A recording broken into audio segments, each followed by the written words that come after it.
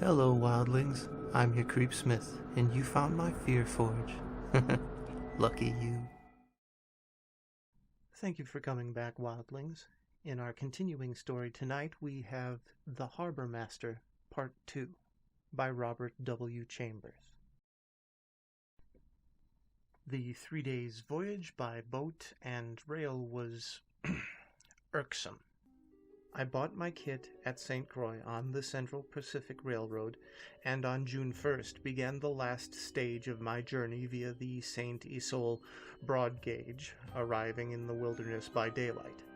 A tedious forced march by blazed trail, freshly spotted on the wrong side, of course, brought me to the northern terminus of the rusty narrow-gauge lumber railway, which runs from the heart of hushed pine wilderness to the sea.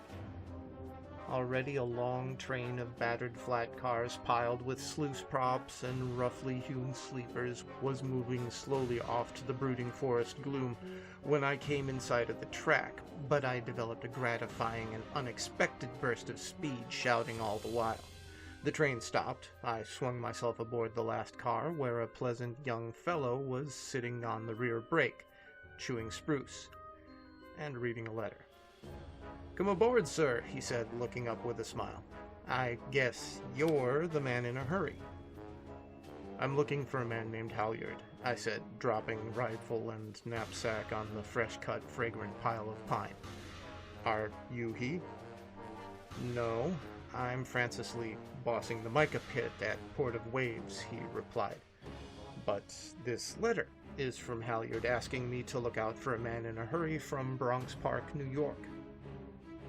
"And I am that man," said I, filling my pipe and offering him a share of the weed of peace, and we sat side by side smoking, very amiably, until a signal from the locomotive sent him forward, and I was left alone, lounging at ease, head pillowed on both arms, watching the blue sky flying through the branches overhead. Long before we came in sight of the ocean, I smelled it. The fresh, salt aroma stole into my senses, drowsy with the heated odor of pine and hemlock, and I sat up, peering ahead into the dusky sea of pines. Fresher and fresher came the wind from the sea, in puffs, in mild, sweet breezes, in steady, freshening currents, blowing the feathery crowns of the pines, setting the balsam's blue tufts rocking. Lee wandered back over the long lines of flats, balancing himself nonchalantly as the cars swung around a sharp curve where water dripped from a newly propped sluice that suddenly emerged from the depths of the forest to run parallel to the railroad track. "Built that this spring," he said, surveying his handiwork, which seemed to undulate as the cars swept past.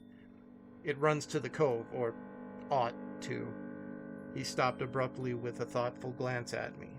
"So, you're going over to Halyard's," he continued, as though answering a question asked by himself.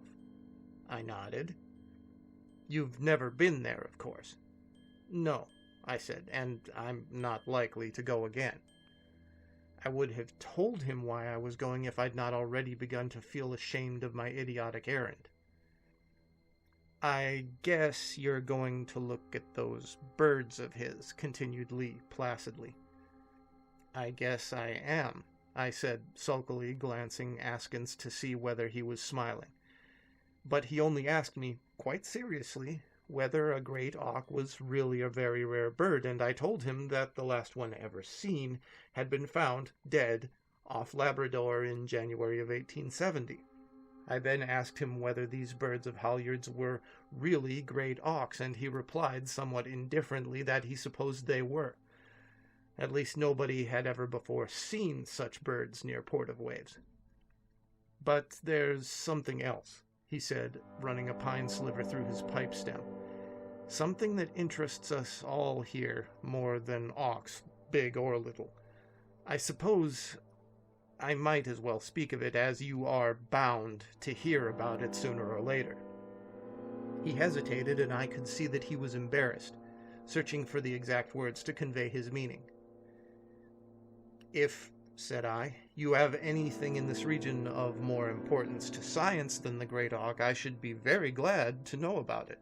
Perhaps There was the faintest tinge of sarcasm in my voice, for he shot me a sharp glance and then turned away slightly. After a moment, however, he put his pipe into his pocket, laid hold of the brake with both hands, vaulted to his perch, and glanced down at me. "Did you ever hear of the Harbormaster?" he asked maliciously. "Which Harbormaster?" I inquired. "You'll know before long," he observed with a satisfied glance into perspective. This rather extraordinary observation puzzled me. I waited for him to resume, and as he did not, I asked him what he meant. "If I knew," he said, "I'd tell you. But, come to think of it, I'd be a fool to go into details with a scientific man. You'll hear about the Harbormaster. Perhaps you'll see the Harbormaster. In that event, I should be glad to converse with you on the subject." I could not help laughing at his prim and very precise manner, and after a moment he also laughed, saying, "It hurts a man's vanity to know that he knows a thing that somebody else knows he doesn't know. I'm damned if I say another word about this thing until you've been to Halyard's." "But a Harbormaster," I persisted, "is an official who superintends the mooring of ships, is he not?" But he refused to be tempted into conversation, and we lounged silently on the lumber until a long, thin whistle from the locomotive and a rush of stinging salt wind brought us to our feet. Through the trees I could see the bluish-black oceans stretching out beyond the black headlands to meet the clouds. A great wind was roaring among the trees as the train slowly came to a standstill on the edge of the primeval forest. Lee jumped to the ground and aided me with my rifle and pack, and then the train began to back away along a curved side track which, Lee said, led to the mica pit and the company stores. "Now what will you do?" he asked pleasantly. "I can give you a good dinner and a decent bed tonight if you like, and I'm sure Mrs. Lee would be very glad to have you stop with us as long as you choose." I thanked him, but said that I was anxious to reach Halyard's before dark, and he very kindly led me along the cliffs and pointed out the path. "This man Halyard," he said, "is an invalid. He lives at a cove called Black Harbor, and all his truck goes through to him over the company's road. We receive it here and send a pack mule through once a month. I've met him. He's a bad-tempered hypochondriac, a cynic at heart, and a man whose word is never doubted. If he says that he has a great auk, you may be satisfied that he has." My heart was beating with excitement at the prospect. I looked out across the wooded headlands and tangled stretches of dune and hollow, trying to realize what it might mean to me, to Professor Farragut, to the world if I should lead back to New York a live great auk. "He is a crank," said Lee. "Frankly, I don't like him. If you find it unpleasant there, please come back to us." "Does Halyard live alone?" I asked. "Yes, except for a professional trained nurse. Poor thing." "A man?" "No," said Lee disgustedly. Presently he gave me a peculiar glance, hesitated, and finally said, "Ask Halyard to tell you about his nurse and the Harbormaster. Goodbye. I'm due at the quarry. Please come stay with us whenever you care to. You will find a welcome at Port of Waves." We shook hands then, and parted on the cliff, he turning back into the forest along the railway, I starting northward, pack slung, rifle over my shoulder.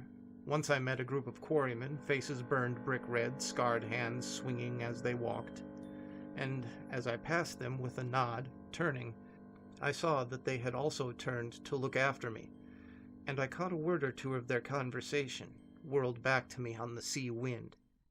They were speaking of the Harbormaster. And so the curiosity becomes curiouser. If you wish to see such sentiments satisfied, please come back next time for part 3. Until then, Stay scary, my wildlings, and make the most of your nights.